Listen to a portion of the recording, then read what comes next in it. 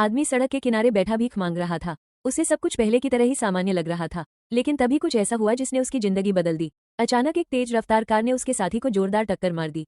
वो जमीन पर गिर पड़ा और तड़पने लगा, पर उसे अस्पताल ले जाने के लिए कोई आगे नहीं आया। देवा, जो उसका सबसे करीबी था, भागते हुए उस कार का बहुत दूर तक पीछा किया। उसने कार पर पत्थर भी फेंके, चिल्लाया, लेकिन कोई फायदा नहीं हुआ। कार वाला बिना रुके भाग गया। जब देवा थक कर वापस लौटा तो उसने देखा कि उसके साथी की लाश के पास सैकड़ों लोगों की भीड़ जमा हो चुकी थी। भीड़ में पुलिस भी मौजूद थी, लेकिन कोई भी कुछ करने को तैयार नहीं था। यहाँ तक कि जब मुंशी पार्टी के लोग आए तो उन्होंने भी लाश को उठाने से साफ इनकार कर दिया।